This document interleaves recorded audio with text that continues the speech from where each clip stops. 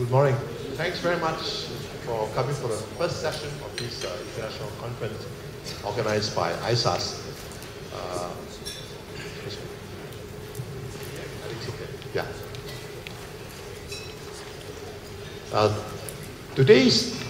This morning we have two distinguished academics and scholars, and we will speak on the global and regional order. I think, as the Chairman Gopinath Pillai mentioned this morning, the question of rivalry competition between India and China, two emerging rising powers in Asia, are quite commonly known and commonly studied. But the concept of finding common regional goods, common area where these two rising giants can work together, will be something more unique and much more urgent and much more important, as EM and Mr. Goh mentioned in his keynote speech. And today we have two very prominent scholars. One is Professor Muthu Kumarasamy Sonaraja from the NUS School of Law, and also Professor Guo Setang from the Shanghai Institute of Foreign Trade. For a start, I think this session will start on the institutional and geopolitical cooperation between India and China. And for the beginning, I will invite Professor Sonaraja to speak on India-China in a multi-modal legal order. It is a very unique discussion because we talk about financial order, monetary order, political order, but legal order is something very unique. Professor Sonaraja.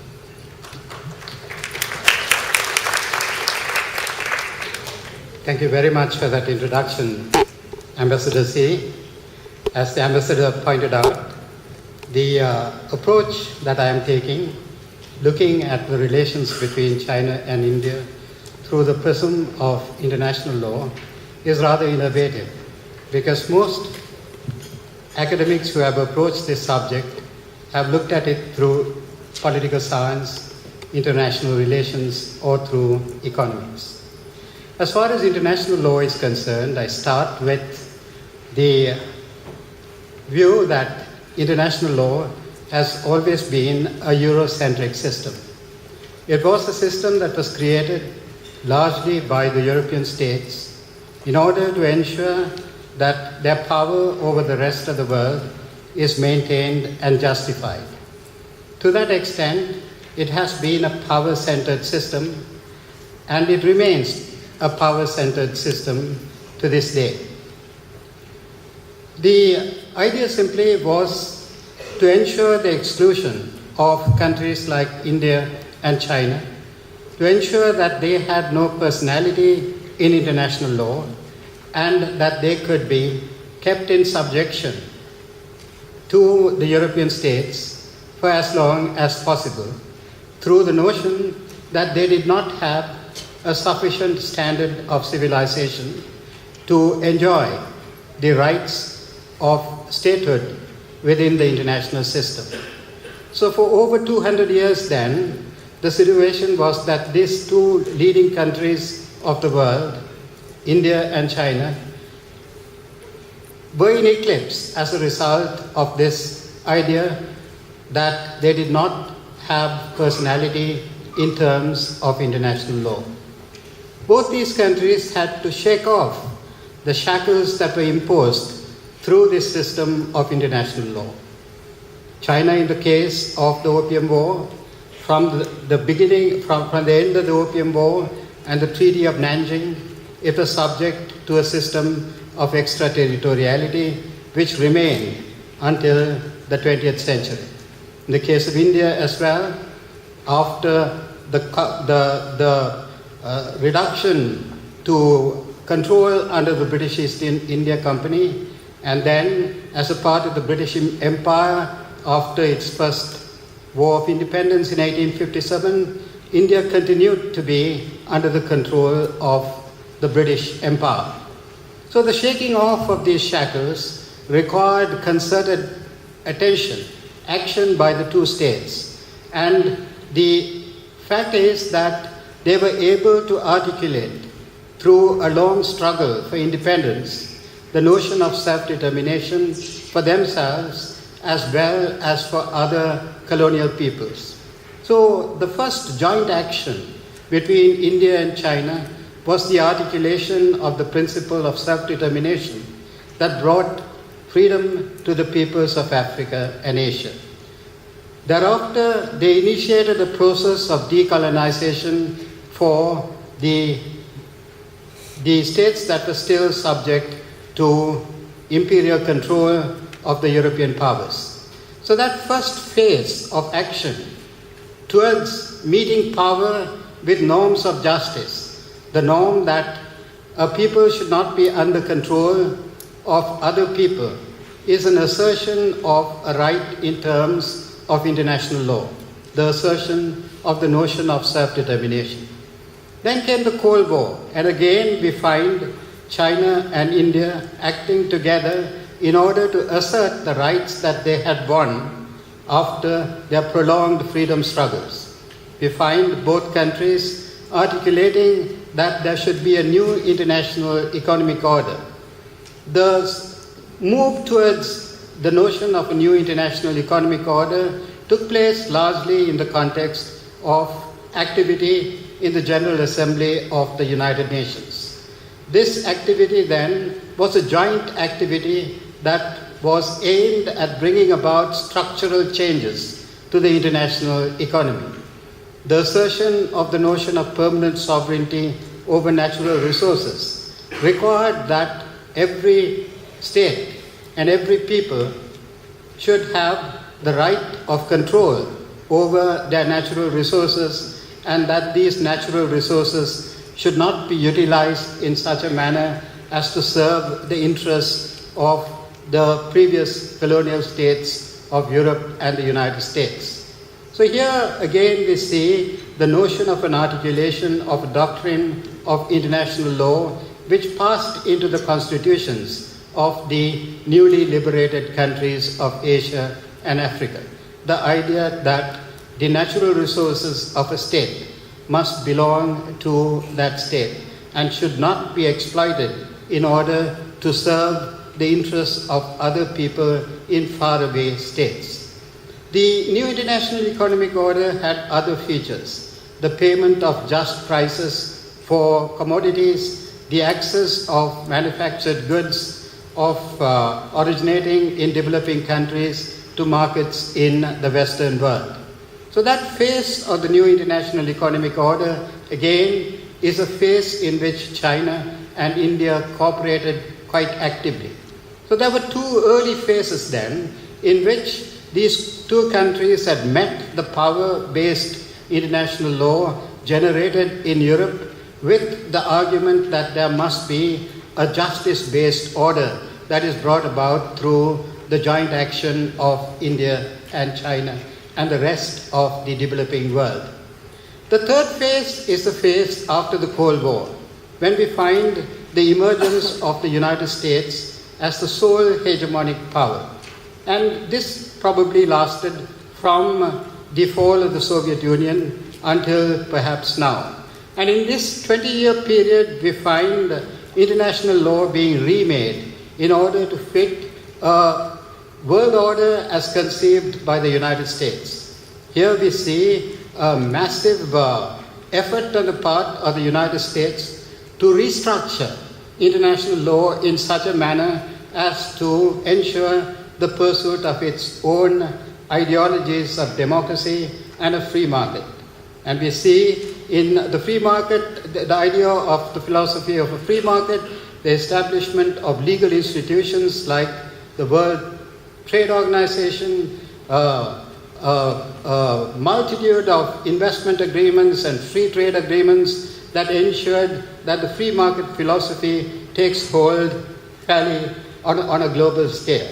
Here again then, the idea simply is that the law must be restructured in order to ensure the prevalence of the right to property, the liberalization of flows of assets, the freedom of trade, and the idea that multinational companies should have the right of establishment in the developing countries of the world. So this was the economic model that the United States advocated for the world and ensured that it brought about through the instrumentality of international law and the principles it enunciated. For example, the document on intellectual property that is attached to the WTO ensured that copyright, patents, and other intellectual property are given absolute protection, an idea that sits uncomfortably with the interests of developing countries because the patenting of drugs would impose a heavy burden on the health costs of poorer countries of the world. So here in the first 10 years or so of the hegemonic order that the United States sought to establish, there was a heavy reliance on neoliberal economics, being the impetus that was given to the establishment of a global order based upon the philosophy of a free market.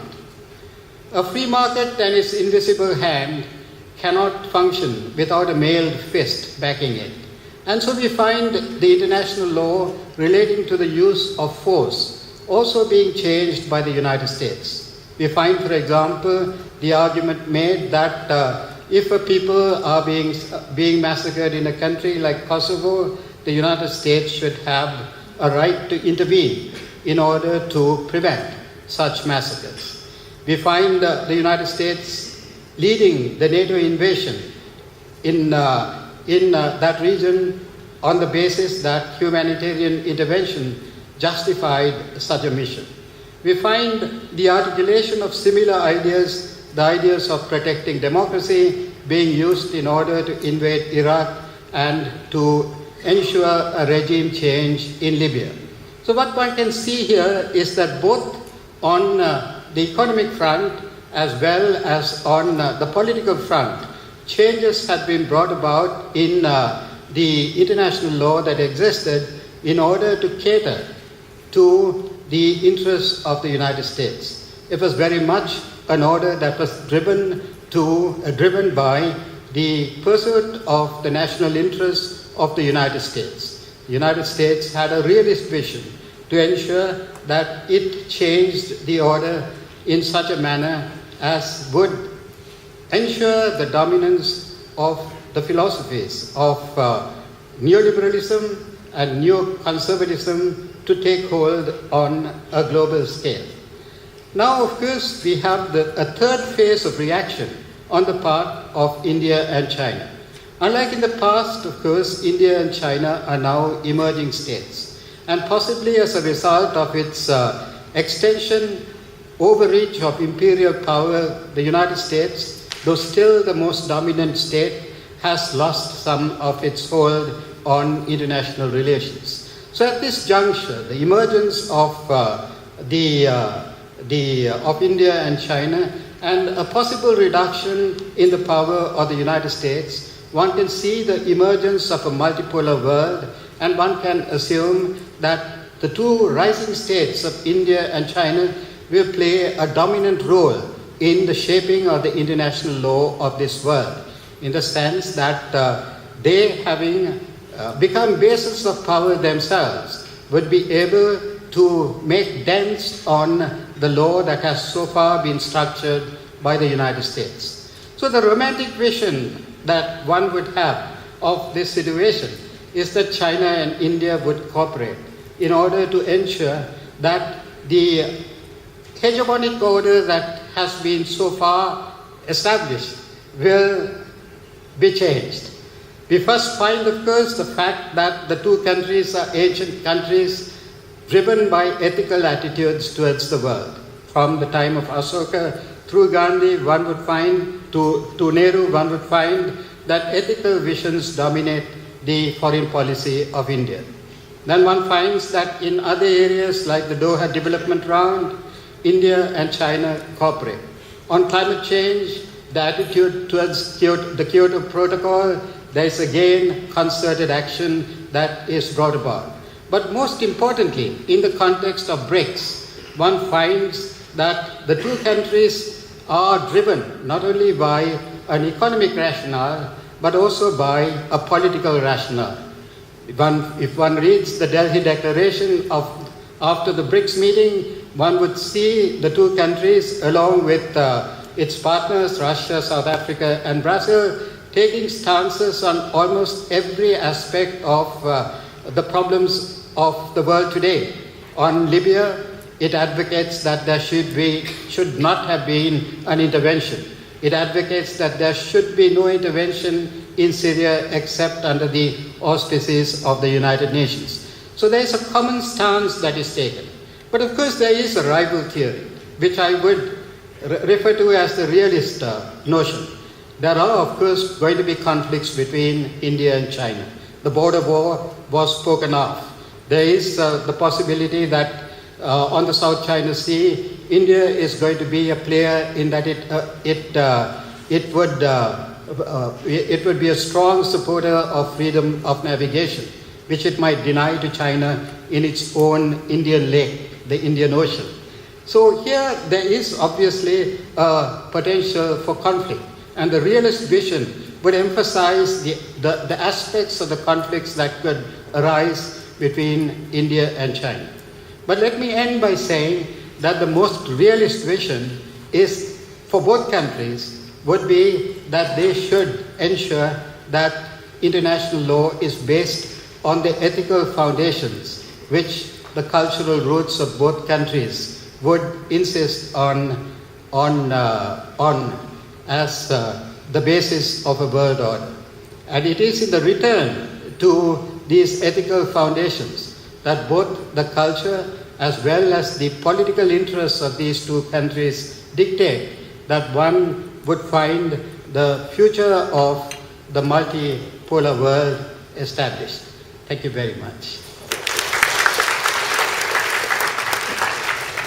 Thank you.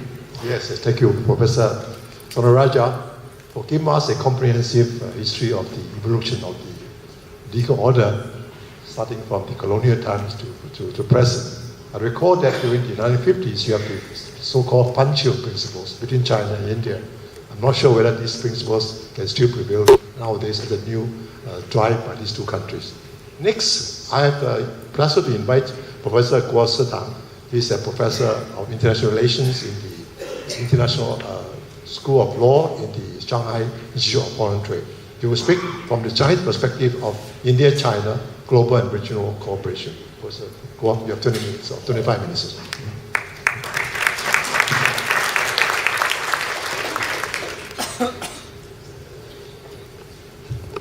Thank you, Chairman Tzu.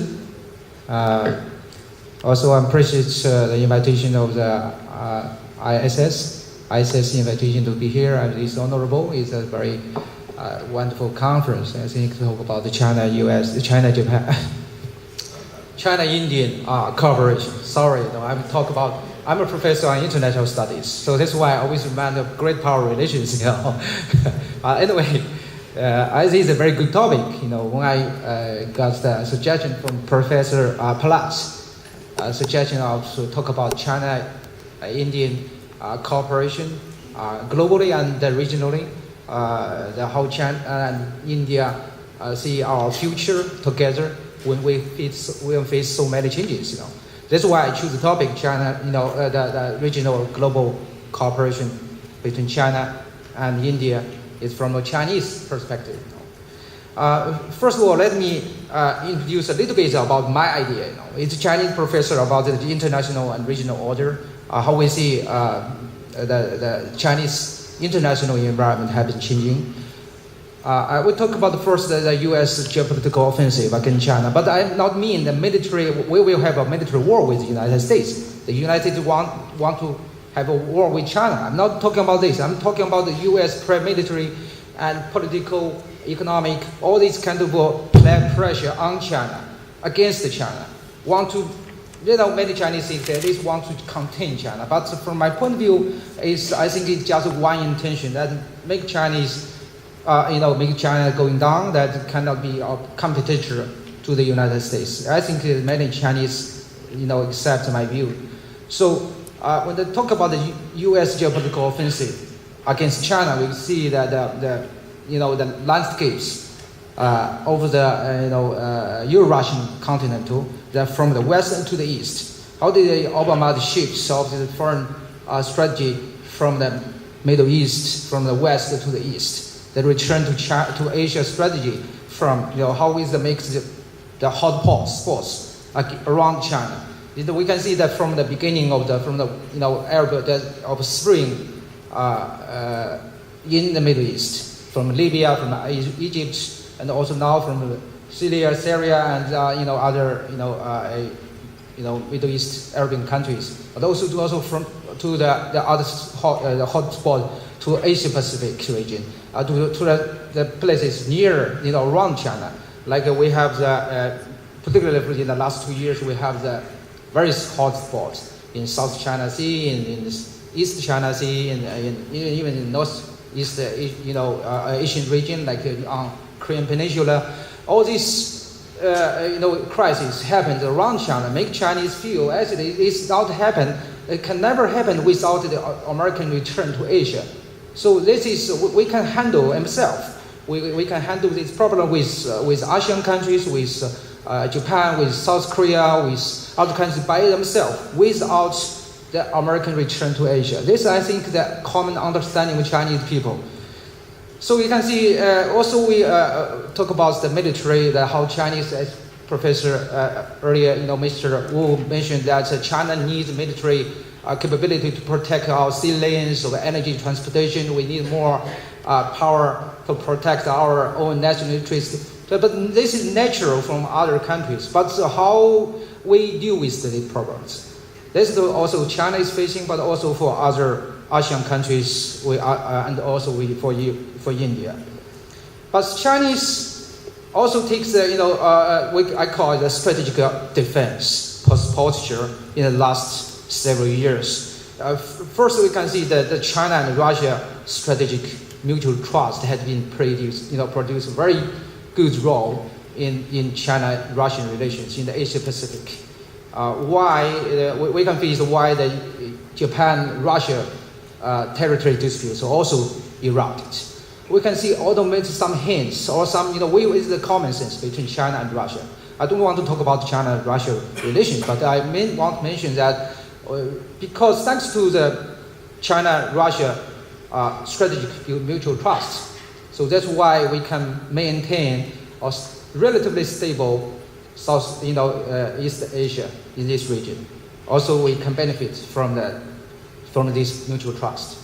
And also, China is taking the non-first policy of changing status quo of the territorial disputes with our neighbors, such as China in the last 2 years, for example, the disputes with Philippines, disputes with Japan. All these kind of disputes never, erupted. Handled, do by China is first. All this China have to defend. So this is China's policy posture. As China has been handling, doing this posture, keeping this policy picture for 30 years when China opened the door in the 1980s. So this is, I think, also Chinese diplomatic principle, like the Tao Guang Yang Hui and then Yu Zuowei is playing this role.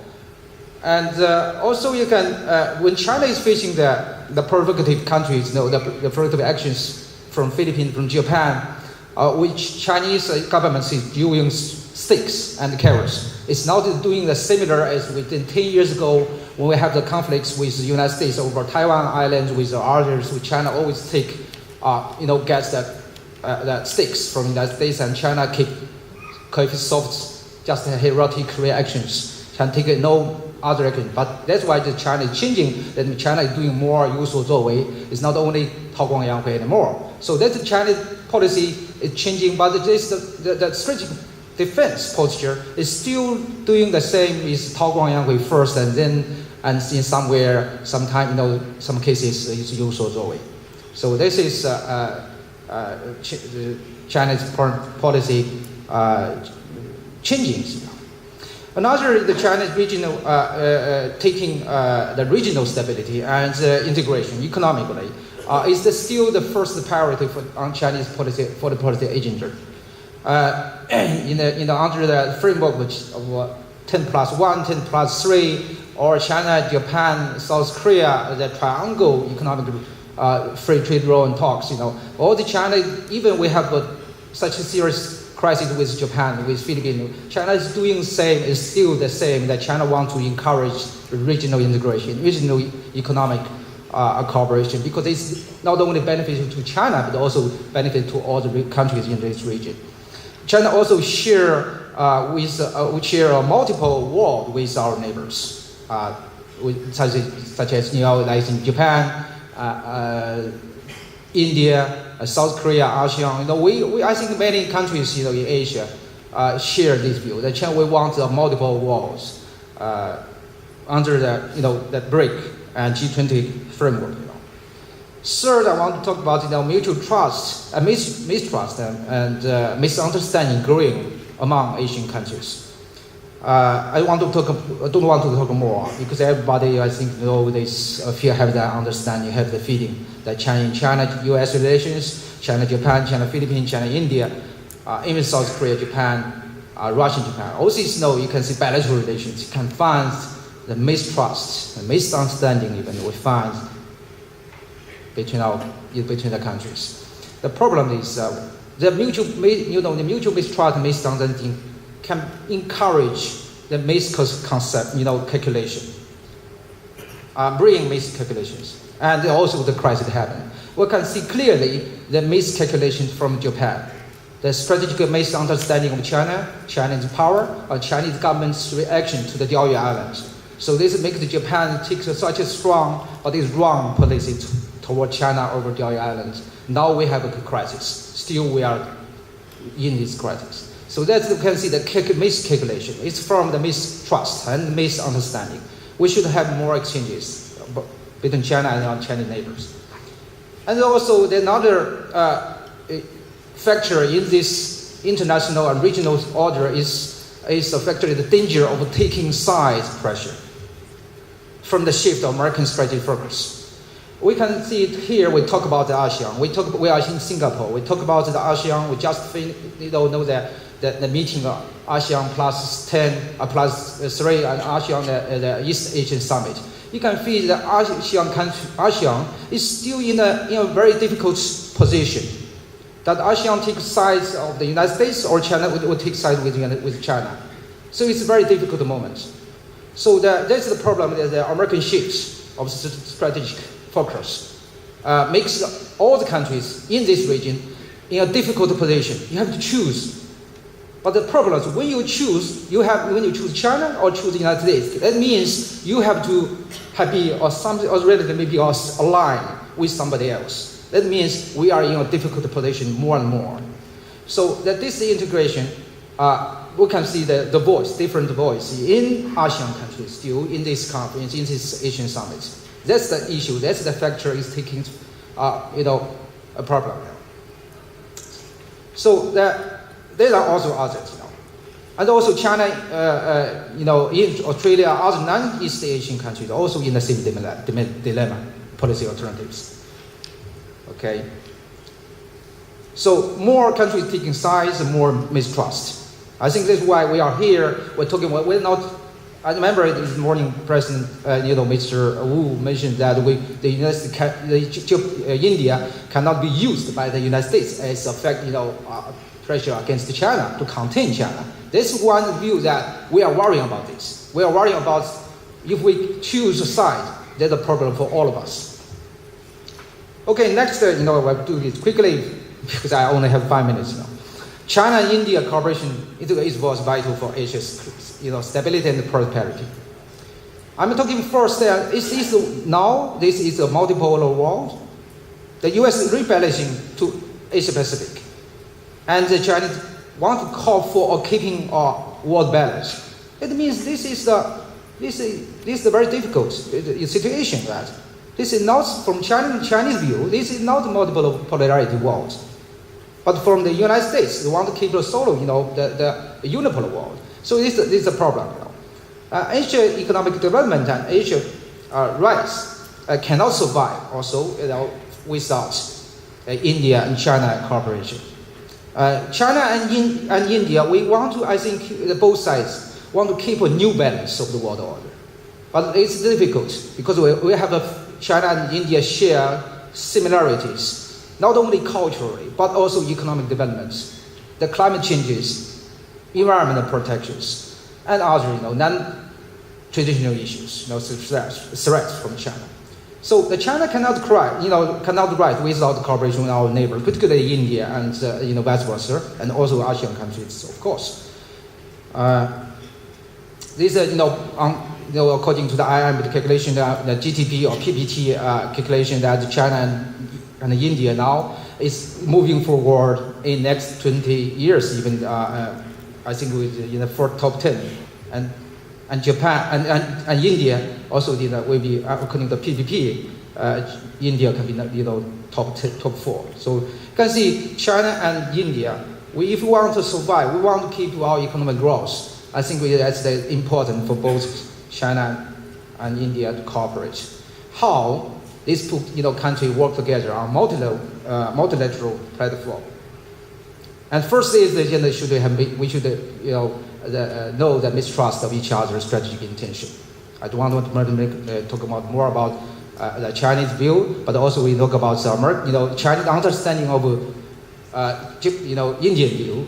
Indian is that China want to contain India to grow. So this is a misunderstanding from Chinese perspective. So we still have mistrust between each other, but we have to find a way to build confidence building measures.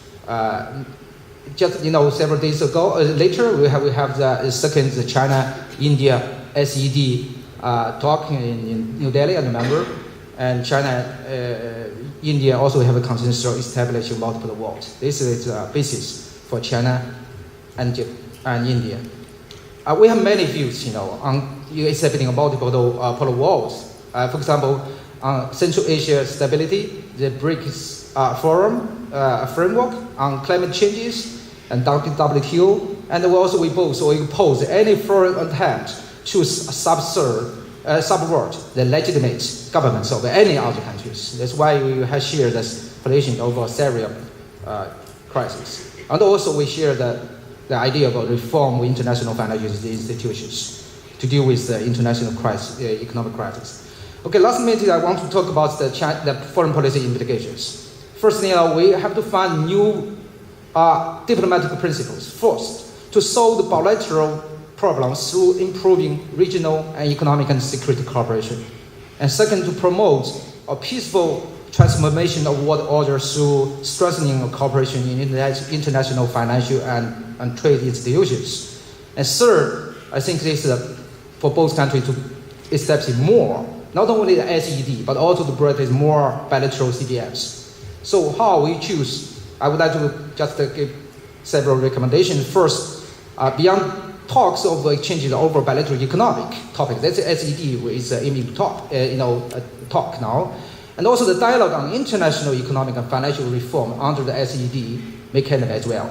We should expand the topics. And also the dialogue on South Asian regional economic integration, including China. Geographically, China is also a South Asian country. So under the SED mechanism, we can also expand the talk when China is one of the members. Third, China-India strategic security dialogue. I think we need to do more, not only on economic field, but also security field. For example, we talk about the Indian permanent seat as the UN Security Council, and also the border disputes, and also multiple aspects of core national interests, Indian-Pakistan relations, and also, for example, like the ASEAN role in China-Indian security considerations. All this, we should expand our idea of how we build trust. This is the one. Last one is energy security. China needs more military power to protect ourselves or the sea lanes, but also India have the same.